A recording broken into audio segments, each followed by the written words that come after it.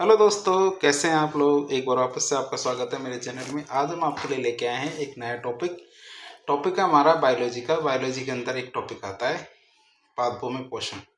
कई बार आप सोचते होंगे, जब आप छोटे बच्चे होते होंगे, जब ये आपने ये सोचा होगा कि क्या पेड़ पौधे भी जीवित होते हैं। फिर आपको आपके टीचर्स और आपके जो पेरेंट्स हैं उन्होंने समझाया होगा पेड़ पौधों में भी जीवन होता है। फिर आप सोचते हैं कि पेड़ पौधों में जीवन होता है किस तरह, तो कहते हैं हमारी तरह ही पेड़ पौधों में जीवन होता है।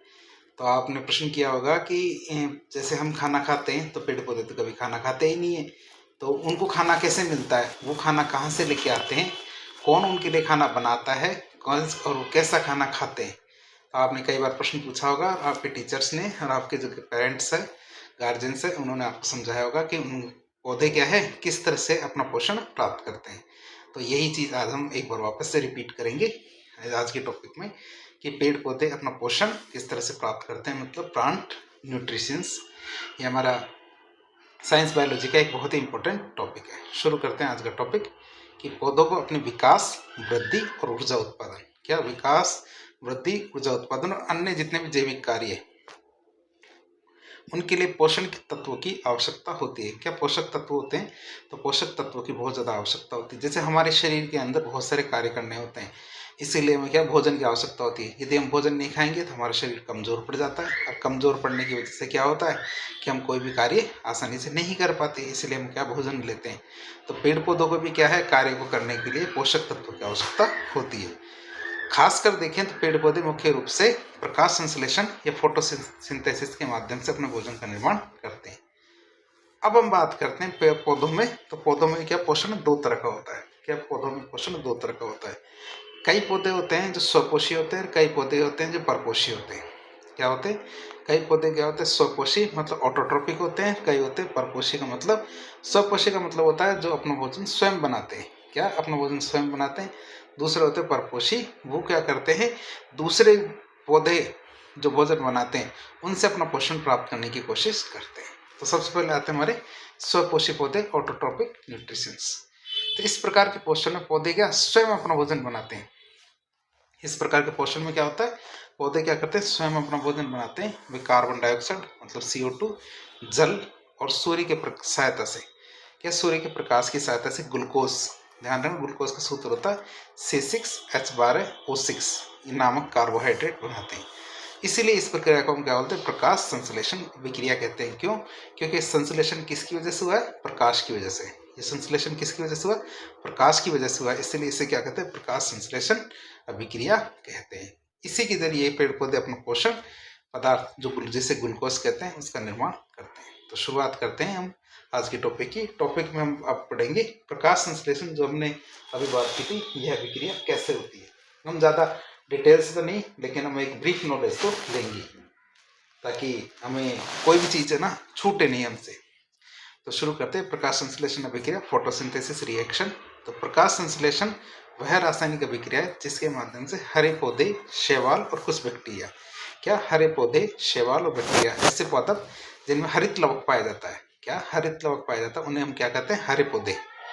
ठीक है, तो हरे पौधे, शैवाल और कुछ बैक्टीरिया क्या सूर्य के प्रकाश, जल और कार्बन डाइऑक्साइड, सूर्य के प्रकाश, जल और कार्बन डाइऑक्साइड, इनका उपयोग करके अपना भोजन मतलब ग्लूकोज बनाते हैं। इनका उपयोग करके क्या अपना भोजन मतलब ग्लूकोज बनाते हैं और ऑक्सीजन उत्सर्जित करते हैं, मतलब इसकी अभिक्रिया क्या फलस्वरूप ऑक्सीजन का निर्माण करते हैं। यह प्रक्रिया क्या पौधों की पत्तों में स्थित जो हरित लवक होता है, क्लोरोप्लास्ट, वहां पे होती है जो हमारी प्रकाश संश्लेषण की अभिक्रिया, जो यदि आपने पढ़ा हो हरित लवक के बारे में तो हरित लवक के अंदर होती है। अब बात करते हैं प्रकाश संश्लेषण के बारे में, पूछे कि ओवरऑल देखें कि प्रकाश संश्लेषण में होता क्या है। प्रकाश संश्लेषण में 6 तो कार्बन डाइऑक्साइड के अणु होते हैं, क्या होता है, 6 तो कार्बन डाइऑक्साइड के अणु होते हैं और 6 ही हमारे जल के अणु होते हैं, क्या 6 ही हमारे जल के अणु होते हैं। दोनों प्रकाश ऊर्जा से मिलके, क्या प्रकाश की उपस्थिति में या प्रकाश ऊर्जा के साथ मिलके हमारे ग्लूकोज मतलब C6H12O6 और 6O2 ये हमारे बनाते हैं। तो देख सकते हो 6 कार्बन डाइऑक्साइड के अणु हो गए, 6 हमारे जल के अणु हो गए और प्रकाश ऊर्जा ये मिलके एक ग्लूकोज का अणु 6 ऑक्सीजन बनाते हैं। तो इस प्रकाश संश्लेषण अभिक्रिया के तहत एक तो पेड़ पौधे अपना भोजन या पोषण पदार्थ का निर्माण करते हैं, साथ ही साथ प्रकृति में ऑक्सीजन का विमोचन भी करते हैं। सबसे पहली चीज आती है कार्बन डाइऑक्साइड। तो पेड़ पौधे कार्बन डाइऑक्साइड कहाँ से लाते हैं? इस अभिक्रिया को करने के लिए पेड़ पौधे कार्बन डाइऑक्साइड कहाँ से लेके आते हैं? तो पेड़ पौधे ये है ना वायुमंडल से लेते हैं। कहाँ से लेते हैं? वायुमंडल से कार्बन डाइऑक्साइड लेते हैं। फिर आता जल। जल क्या है? जड़ों के द्वारा मिट्टी से लिया जाता है। क्या जड़ें क्या करती है? मिट्टी से जल का अवशोषण करती है। तीसरी आता है प्रकाश ऊर्जा। प्रकाश ऊर्जा कहाँ? सूर्य से प्राप्त होती है। हम ये बात करें ये कहाँ कहाँ से प्राप्त होते हैं। फिर ग्लूकोज की बात करें तो C6 और H12 O6 ग्लूकोज क्या होता है? पौधों द्वारा ऊर्जा स्रोत के रूप में संग्रहित कर लिया जाता है। क्या पेड़ पौधे क्या करते हैं? ग्लूकोज को ऊर्जा स्रोत के रूप में संग्रहित कर लेते हैं।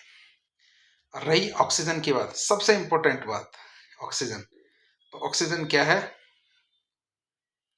ऑक्सीजन वायुमंडल में छोड़ दी जाती है। अब आपको एक चीज पता होनी चाहिए कि दो चीज देखी हमने, खास बात देखें। जैसे ये इस अभिक्रिया के अंदर हमने देखा क्या, ये जैसे मैं इसको साफ कर दूं तो इसके अंदर क्या है? ऑक्सीजन तो हमारे क्या कार्बन डाइऑक्साइड में भी है, ऑक्सीजन हमारे जल में भी है।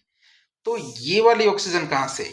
मतलब ये कार्बन डाइऑक्साइड ने दी है या जल ने? तो आपको पता होना चाहिए जल है ना, जल से ऑक्सीजन निकलती है न कि कार्बन डाइऑक्साइड से। या वो पता होना चाहिए जल से ये वाली ऑक्सीजन निकलती है न कि कार्बन डाइऑक्साइड वाली ऑक्सीजन से। कार्बन डाइऑक्साइड वाली ऑक्सीजन से तो है ना ग्लूकोज का निर्माण होता है, ये आप याद रखिएगा। अब हम बात करें प्रकाश संश्लेषण की। तो प्रकाश संश्लेषण की अभिक्रिया क्या होती है? दो चरणों में पूरी होती है। फोटोसिंथेसिस है, ये क्या दो स्टेज के अंदर पूरी होती है। तो दोनों चरणों के बारे में देखें। तो प्रकाश संश्लेषण की प्रक्रिया दो चरणों में पूरी होती है। पहली प्रक्रिया का नाम है प्रकाश आश्रित अभिक्रिया, मतलब लाइट डिपेंडेंट रिएक्शन। और दूसरी अभिक्रिया का नाम है प्रकाश अनाश्रित अभिक्रिया, मतलब लाइट इंडिपेंडेंट अभिक्रिया, जिसे हम क्या कहते हैं? केल्विन चक्र भी कहते हैं। तो फर्स्ट वाले पार्ट के अंदर जैसे लाइट आश्रित अभिक्रिया, उसमें प्रकाश की जरूरत पड़ती है। दूसरा वाला केल्विन चक्र है जिसे प्रकाश अनाश्रित या लाइट इंडिपेंडेंट रिएक्शन की बात करें तो इसमें प्रकाश की जरूरत नहीं पड़ती है। तो दोनों अभिक्रियाओं को एक एक करके देख लेते हैं। हम ज्यादा डिटेल से नहीं देख रहे, लेकिन कहीं आप इसको डिटेल ना समझे, डिटेल तो बहुत भारी होती है। क्यों? क्योंकि तो बेसिक नॉलेज है, इतनी सी तो आनी भी चाहिए। यह अभिक्रिया क्या है? जो हमारे प्रकाश आश्रित अभिक्रिया है, तो यह क्या सूर्य के प्रकाश की उपस्थिति में होती है। और ये पौधों के जो थाइलेकोइड झिल्ली होती है, मेम्ब्रेन, उसमें होती है। थाइलेकोइड झिल्ली का मतलब ये होता है कि जो हमारा हरित लवक होता है, जैसे हरित लवक में क्या होते हैं? बहुत सारी प्लेटें पाई जाती है। क्या इस तरह की बहुत सारी प्लेटें पाई जाती है हरित लवक के अंदर। इनमें एक को हम क्या बोलते हैं? थाइलेकोइड कहते हैं। क्या बोलते हैं? एक प्लेट को हम क्या बोलते हैं? थाइलेकोइड कहते हैं। तो ये बताया जा रहा है कि हमारे प्रकाश आश्रित अभिक्रिया थाइलेकोइड झिल्ली के अंदर होती है। अब हम देखेंगे कि इस अभिक्रिया में होता क्या है। सूर्य के प्रकाश का अवशोषण किया जाता है। सबसे पहले क्लोरोफिल क्या करता है? प्रकाश, सूर्य के प्रकाश को अवशोषित करता है। क्लोरोफिल क्या करता है? सूर्य के प्रकाश को अवशोषित करता है, मतलब सूर्य के प्रकाश का अवशोषण होता है। फिर जल अणु का अपघटन होता है। क्या? जल अणु का विघटन या फोटोलाइसिस होता है। प्रकाश के की ऊर्जा से जल मतलब CO2 का H2O का विघटन होकर ऑक्सीजन, हाइड्रोजन आयन और इलेक्ट्रॉन ये उत्पन्न होते हैं। तो आप देखेंगे प्रकाश की वजह से क्या होता है? जल का अपघटन हो जाता है। जल का अपघटन होकर क्या? ऑक्सीजन गैस बनती है, साथ ही साथ हाइड्रोजन आयन और इलेक्ट्रॉन उत्पन्न होते हैं। फिर बात करें ATP और NADPH का निर्माण। क्या ATP और NADPH का निर्माण? तो सूर्य के प्रकाश की ऊर्जा को ATP मतलब एडिनोसिन ट्राइफॉस्फेट और NADPH मतलब nicotinamide adenine dinucleotide phosphate, इसमें संग्रहित कर दिया जाता है। तो ऊर्जा बनती है इससे। जो ये अभिक्रिया है, अभिक्रिया होने के बावजूद बाद क्या होते है? ऊर्जा बनती है। ऊर्जा क्या? ATP और NADPH के रूप में बनती है। फिर ऑक्सीजन का उत्सर्जन, यह जल के विघटन के कारण मुक्त होती है।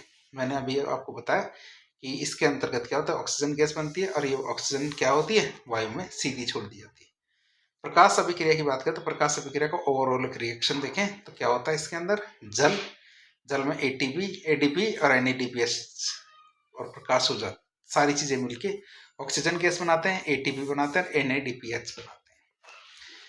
अब हम बात करेंगे जिसे केल्विन चक्र कहते हैं या फिर प्रकाश अनाश्रित अभिक्रिया, लाइट इंडिपेंडेंट रिएक्शन की बात करें तो यह अभिक्रिया प्रकाश की अनुपस्थिति में भी हो सकती है।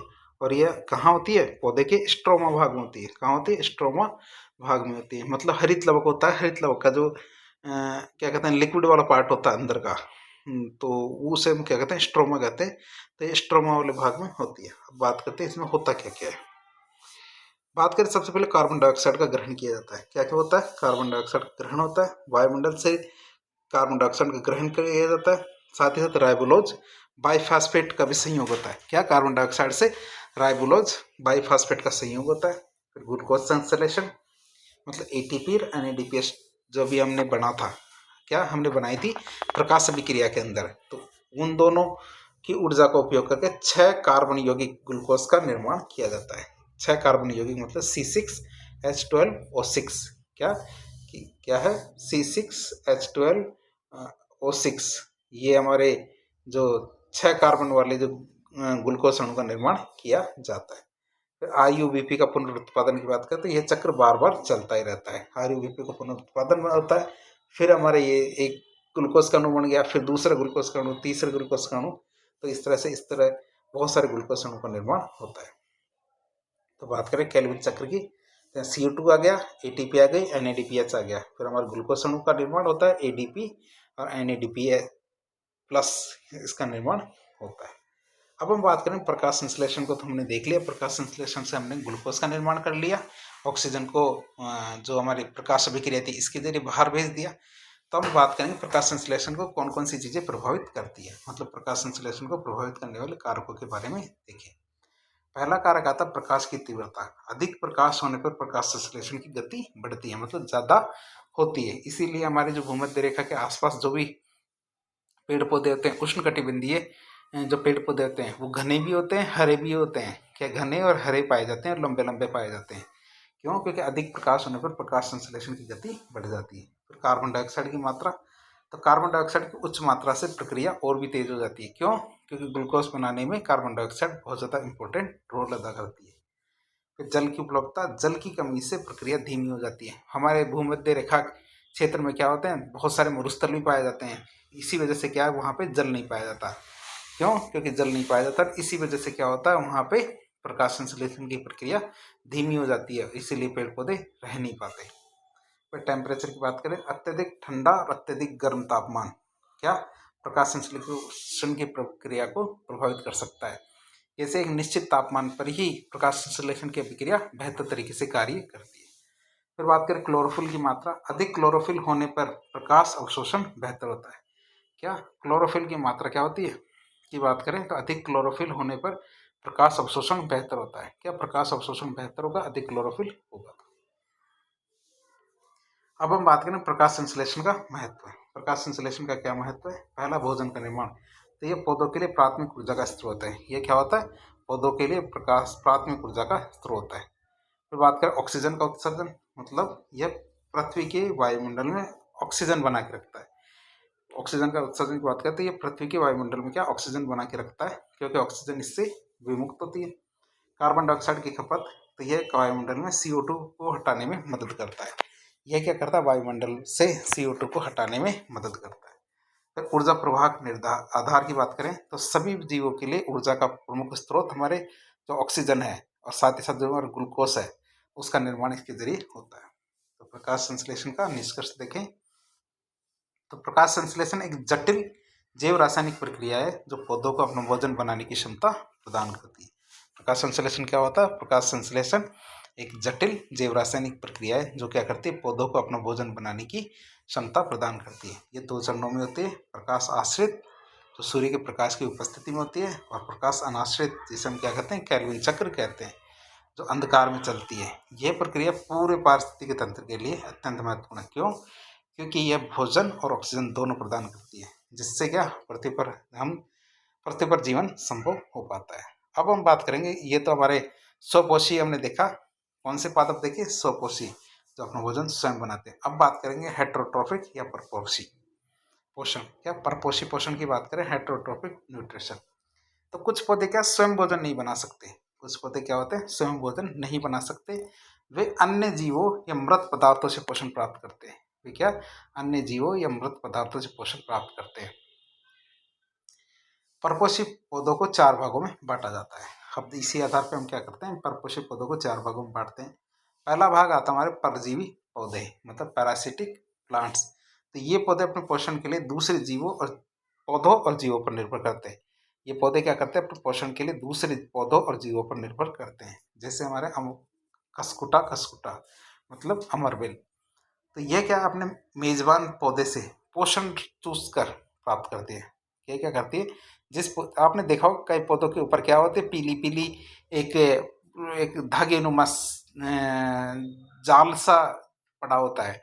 यदि आपने ध्यान से देखा हो, वो जाल सा हमारा क्या होता है, अमरबेल होता है। वो कभी नहीं मरती अमरबेल। यदि एक छोटा सा टुकड़ा भी अभी आप एक स्वस्थ पौधे के ऊपर डाल दोगे तो कुछ समय बाद क्या है, ये पूरे पूरे पौधे पर छा जाएगी और उस पौधे का सारा पोषण चूस कर उसको नष्ट कर देगी। फिर बात करते हैं कार्निवोरस प्लांट, मतलब जो मांसाहारी पौधे हैं उनकी बात करें तो ये पौधे क्या करते हैं, छोटे कीटों और जीवों को पकड़कर उनसे पोषण प्राप्त करते हैं। तो हमारे कुछ पादप होते हैं, जैसे हमारे पिक्चर प्लांट एक घट पादप होता है, विनस फ्लाई ट्रैप होता है। बहुत सारे आपने यदि यूट्यूब पर या फिर हमारे जो कभी रील्स देखते देखते आपने इस तरह के पादप देखे होंगे, ये आपको सर्च भी करनी चाहिए।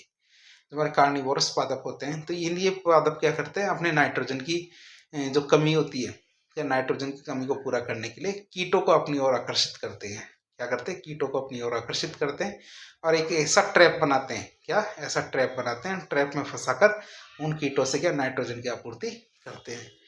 जैसे हमारे कौन कौन से पादप है ऐसे, जैसे निपेंथीज, जैसे पिक्चर प्लांट, ये घट पादप कहते हैं।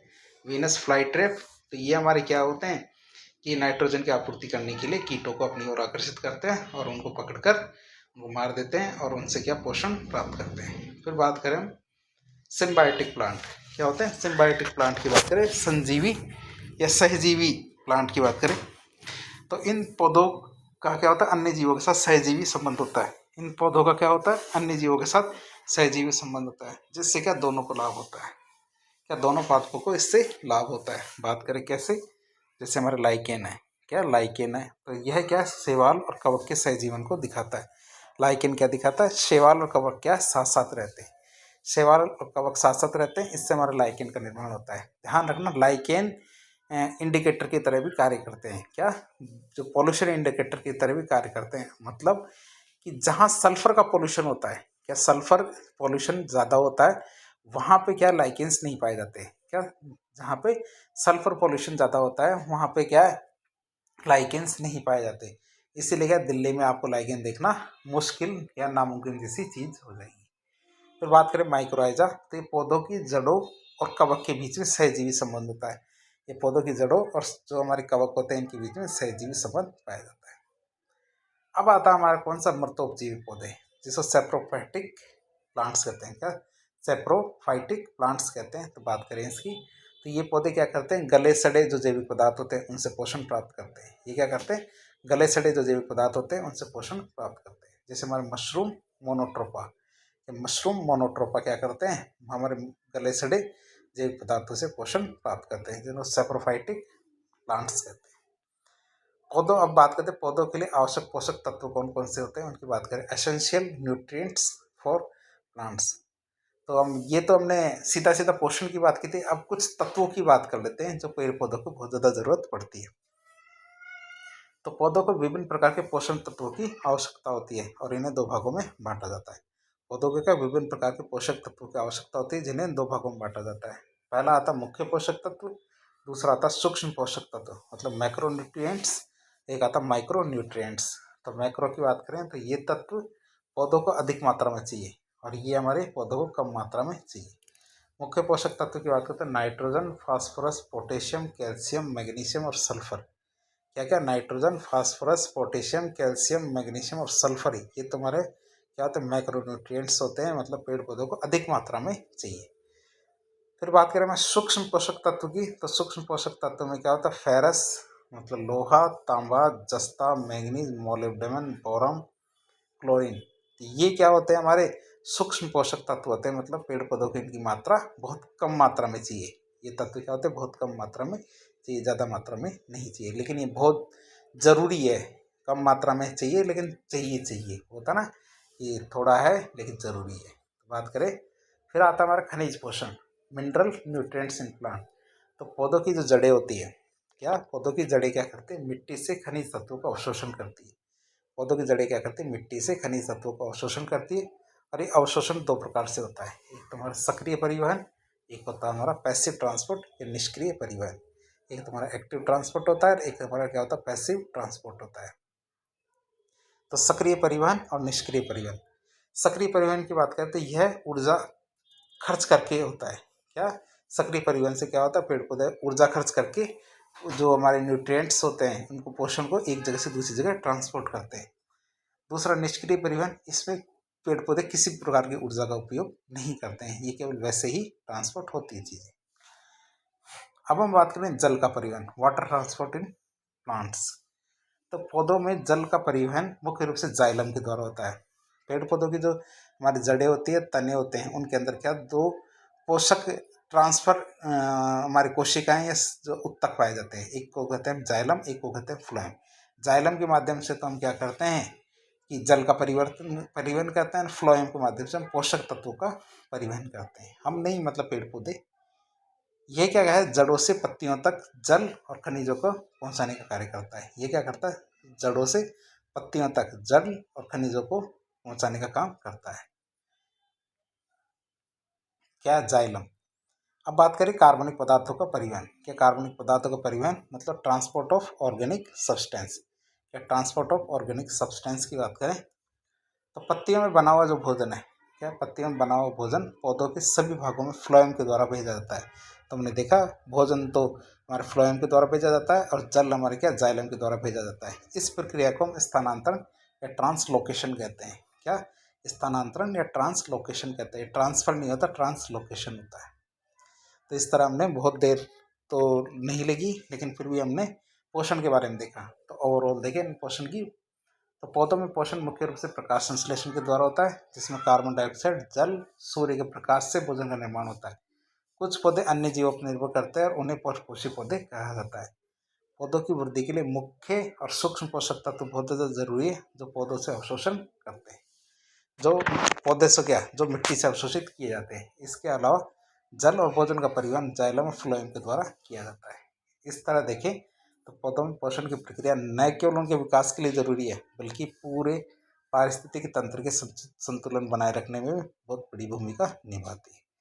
तो इस तरह आज के लेक्चर में हमने पेड़ पौधों या पौधों में पोषण के बारे में चर्चा की, इसके सारे पहलुओं को देखा, प्रकाश संश्लेषण को थोड़ा सा डिटेल में देखा।